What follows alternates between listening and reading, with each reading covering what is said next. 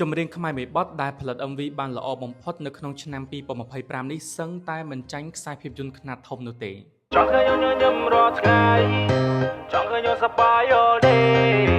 ចង់ឲ្យបានជាប់ all night សួស្តីបងប្អូនទាំងគ្នាសូមស្វាគមន៍មកកាន់វីដេអូថ្មីនៅក្នុងថ្ងៃនេះខ្ញុំបាទចន្ទរារិទ្ធនឹងមកនិយាយអំពីវីដេអូចម្រៀងខ្មែរមួយបទដែលកំពុងតែទទួលបានការគាំទ្រខ្លាំងពីសំណាក់ទស្សនិកជនហើយបច្ចុប្បន្ននេះមានអ្នកទស្សនារាប់លានដងហើយនៅលើ YouTube ខ្ញុំជឿជាក់ថាបងប្អូនប្រកាសជាបានដឹងហើយថាខ្ញុំនិយាយអំពីចម្រៀងមួយណានោះគឺបទចម្រៀងមួយបទដែលមានចំណងជើងថា Soraya Eta Sivel ដែលច្រៀងដោយលោក Allergy ជាសមាជិកនៅក្នុងក្រុម Lasima Cartel និងព្រះនាងនរោត្តម ចេនណាចម្រៀងមួយបទនេះគឺកំពុងតែទទួលបាននូវការសរសើរមិនដាច់ពីមាត់ថាជា MV ដែលផលិតបានល្អបំផុតហើយនៅក្នុងថ្ងៃនេះគឺខ្ញុំនឹងមកនិយាយអំពីហេតុផលធំៗដែលខ្ញុំជឿជាក់ថាបទចម្រៀងមួយបទនេះនឹងក្លាយជា MV ដែលល្អបំផុតនៅក្នុងឆ្នាំ2025ដូច្នេះចង់ដឹងថាចម្រៀងមួយបទនេះមានចំណុចពិសេសនិងភាពលេចធ្លោអ្វីខ្លះនោះមកទស្សនាវីដេអូនេះទាំងអស់គ្នាចំណុចទី1ដែលខ្ញុំសរសើរបំផុតនៅក្នុង MV ចម្រៀងមួយបទនេះគឺទៅលើភាពច្នៃប្រឌិតខ្ញុំអាចនិយាយបានថាចម្រៀង MV មួយបទនេះគឺមានការច្នៃប្រឌិតខ្ពស់ខ្លាំងហើយចំណុចនេះដែរគឺខ្ញុំពិតជាសរសើរខ្លាំងមែនទែនទៅដល់ផលិតករអ្នកបង្កើតសាច់រឿង Director ក៏ដូចជាក្រុមការងារពាក់ព័ន្ធនៅក្នុង project មួយនេះអ្នកទាំងអស់គ្នាគឺមានការច្នៃប្រឌិតខ្ពស់ខ្លាំងមែនទែនមិនថាតែទៅលើសាច់រឿងនោះទេដែលបង្ហាញអំពីការឆ្លងសម័យកាលពីបច្ចុប្បន្នទៅកាន់សម័យបុរាណហើយជាពិសេសគឺឈុតឆាកនីមួយៗបង្កប់ទៅដោយអត្ថន័យយ៉ាងជ្រាលជ្រៅទាមទារឲ្យអ្នកទស្សនាមានការគិតក៏ដូចជាការផ្ចង់អារម្មណ៍ទើបយើងអាចស្វែងយល់អំពីអត្ថន័យដ៏ល្អផុសផុលនៅក្នុងចម្រៀងមួយបទនេះជាពិសេសការរៀបចំតុបតែងឆាកពីមួយឈុតទៅមួយឈុតគឺពិតជាល្អខ្លាំងមែនទែនដែលសឹងតែថាយើងមិនអាចចាប់កំហុសបានចំណុចទី2ខ្ញុំជឿជាក់ថាអ្នកទាំងអស់គ្នាក៏មានការគិតមិនខុសពីខ្ញុំដែរនោះគឺប្រណិតភាពនិងភាពលម្អិតទៅលើប្រប់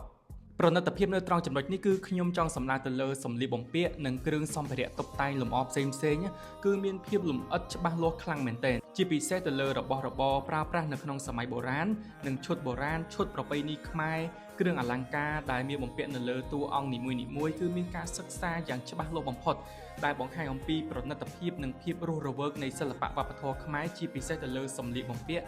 និងគ្រឿងលម្អផ្សេងៗគឺពិតជាល្អខ្លាំងដែលត្រង់ចំណុចនេះគឺខ្ញុំសូមសរសើរទៅដល់អ្នកដែលគាត់ស្រាវជ្រាវស្វែងយល់អំពីសម្ភារៈរបស់របរប្រើប្រាស់ដែលយកមកបង្ហាញនៅក្នុង MV មួយនេះជាពិសេសគឺសូមសរសើរទៅដល់អ្នកដែលគាត់ជាអ្នករៀបចំប្រប់នេះតែម្ដង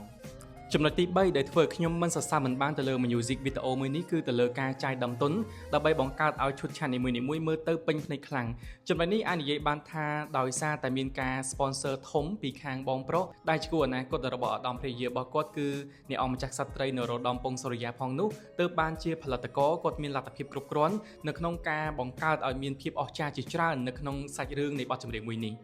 ដែលនៅក្នុងនោះឈុតឆាកនីមួយៗគឺមានភាពលម្អិតនិងល្អិតល្អន់ខ្លាំងមែនទែនមិនថាតែនៅក្នុងសម័យកាលបច្ចុប្បន្ននិងឈុតឆាកនៅក្នុងសម័យបុរាណកាលនោះទេជាពិសេសគឺខ្ញុំសូមសរសើរនៅត្រង់ឈុតមួយដែលមានប្រជាជននៅក្នុងសម័យបុរាណច្រើនដែលឈុតនេះគឺទាមទារឲ្យមានតួអង្គច្រើនមែនទែនហើយក៏ទាមទារឲ្យមានការចាយទៅលើសម្លៀកបំពាក់ច្រើនដែរប៉ុន្តែគឺគេបានរៀបចំមកបានយ៉ាងល្អ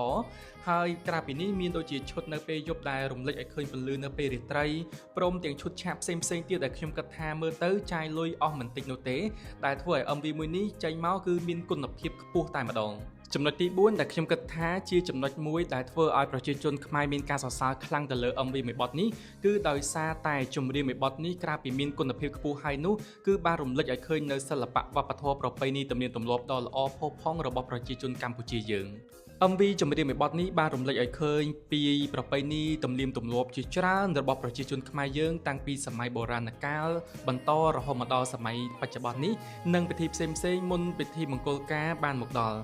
ចំណុចទី5ដែលបង្កើតឲ្យវីដេអូមួយនេះកាន់តែមានភាពទាក់ទាញខ្លាំងនោះគឺដោយសារតែទីតាំងថតគឺល្អឥតខ្ចោះតែម្ដងនៅត្រង់ចំណុចនេះក៏យើងសូមសរសើរទៅដល់អ្នកដែលគាត់ scout location អ្នកដែលគាត់ជ្រើសរើសទីតាំងនៅក្នុងការផលិត MV មួយនេះគឺពិតជាល្អមែនទែនដែលបានបង្ហាញឲ្យឃើញអំពីទីតាំងនៃប្រាសាទបុរាណខ្មែរជាច្រើននៅក្នុងតំបន់រមណីយដ្ឋានអង្គរជាពិសេសគឺការលម្អិតទៅលើ location នីមួយៗការរំលេចឲ្យឃើញអំពីពន្លឺទេសភាពនៅក្នុងតំបន់រមណីយដ្ឋានអង្គរក៏ដូចជាឈុតឆាកផ្សេងៗជាច្រើនទៀតដែលបង្ហាញអំពីតំបន់ទេសចរណ៍ដ៏ទាក់ទាញនៅក្នុងប្រទេសកម្ពុជាហើយអ្វីដែលកាន់តែពិសេសនោះវីដេអូចម្រៀងមួយបទនេះខ្ញុំជឿជាក់ថាមិនមែនមាន តែប្រជាជនខ្មែរយើងទេដែលទស្សនាក្នុងនោះក៏អាចមានបរទេសផងដែរដែលចំណុចនេះនឹងធ្វើឲ្យគេស្គាល់អំពីទឹកដីប្រទេសកម្ពុជាយើងកាន់តែច្រើនជាពិសេសគឺប្រាសាទបុរាណដ៏អច្ឆរិយៈនៅក្នុងតំបន់រមណីយដ្ឋានអង្គរផ្ទាល់បាទអ្នកទាំងអស់គ្នានេះគឺជាចំណុចពិសេសទាំង5ដែលខ្ញុំគិតថានេះជាភាពលេចធ្លោបំផុតនៅក្នុងចម្រៀង MV មួយបទនេះហើយក្រៅពីនេះនៅមានចំណុចសំខាន់ៗផ្សេងទៀតដែលធ្វើឲ្យចម្រៀងមួយបទដែលមានចំណងជើងថា Soria Eta Silver